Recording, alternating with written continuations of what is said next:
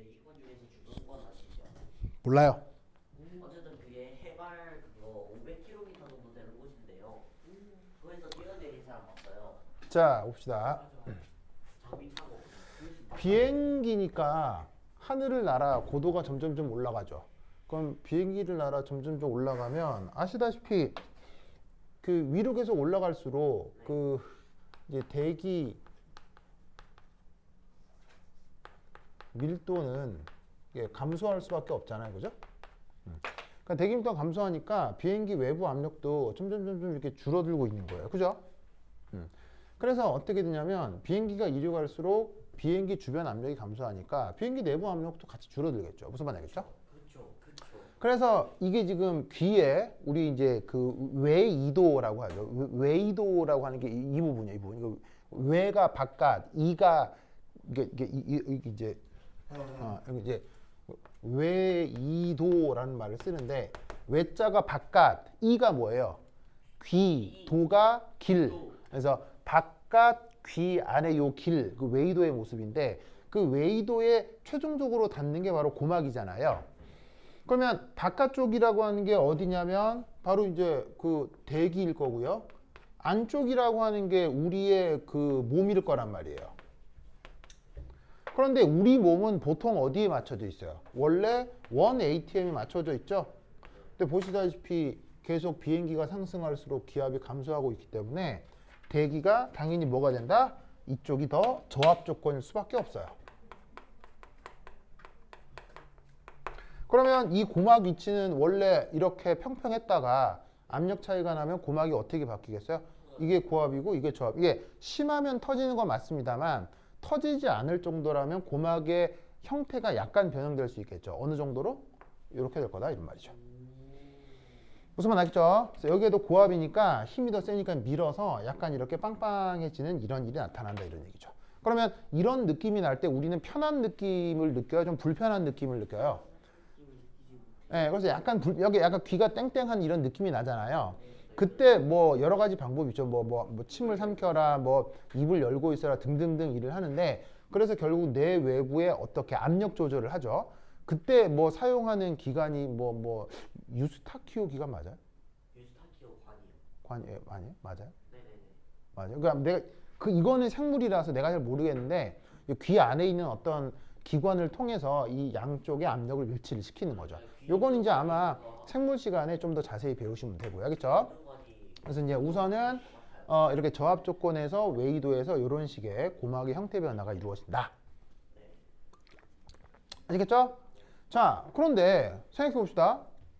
비행기는 계속 이륙해요. 기압은 계속 낮아져요. 그래가지고 비행기에서 올라가지고 막 10km면 이거 뭐 대륙권 넘어 성층권쯤 되는 거 아니에요. 비행기는 이게 성층권을 통해 날아다니니까. 그래서 이거 지금 성층권인데 성층권 외부 기압 그대로 비행기 내부 기압 유지하면 어떻게 되겠어요? 어떻게 되겠어요? 찌그러져요. 사람들 고막 다 터지겠죠? 네. 고막만 터질까요? 모두 어떻게 되겠어요? 몸이 터져요. 이 외부 기압 그대로 외부 기압 비행기 외부 이 외부라는 게 외부 대기일 거 아니에요. 그 대부 기압 외부의 대기 기압 그대로 유지하면 비행기 안에서 어떤 일이 벌어지겠어요? 너무 저압 조건이 되면 사람들 눈깔 빠져나와요. 알겠어요? 눈 튀어나오는 거예요. 눈깔도 빠져나오고요. 귀 터지고 코피 나오고 무슨 말 알겠어요? 뭐 어디서 많이 봤어요. 예, 아비규환 나거든 아비규환. 그럼 그렇게 하면 되겠어요? 안 되겠어요? 안 되겠죠?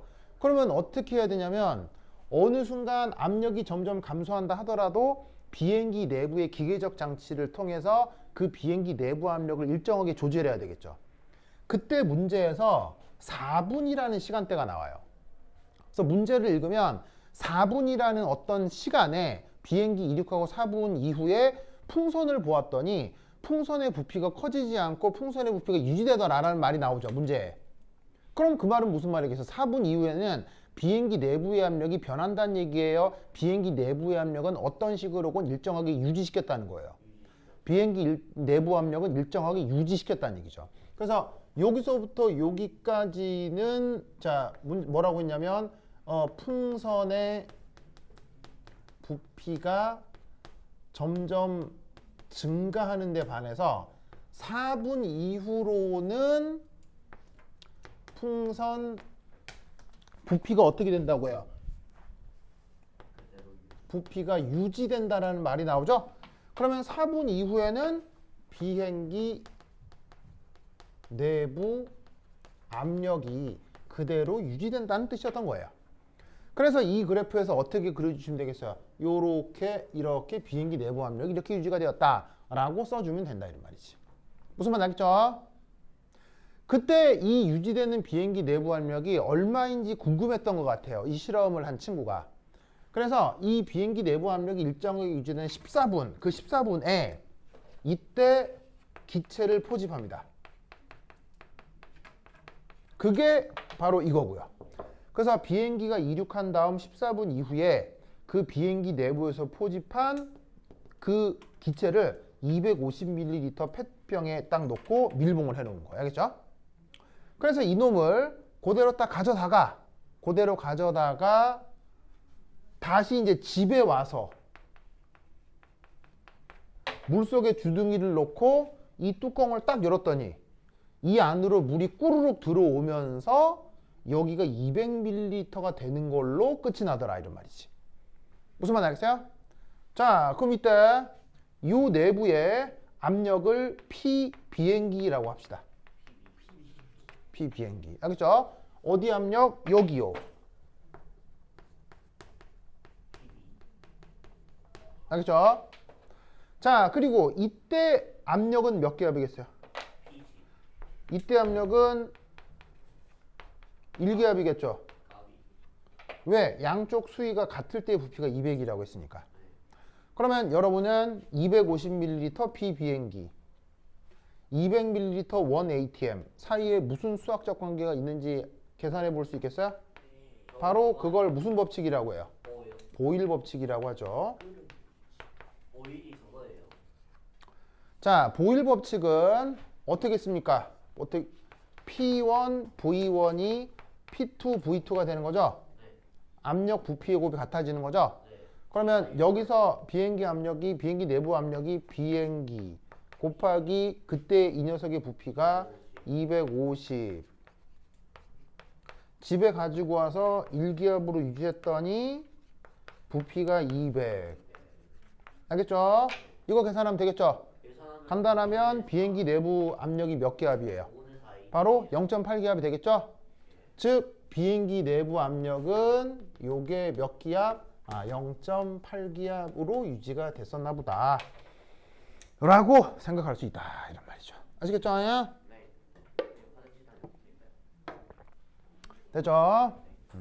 오케이 됐다. 그럼 여기까지. 다음 시간에 만나요. 안녕. 선생님. 네.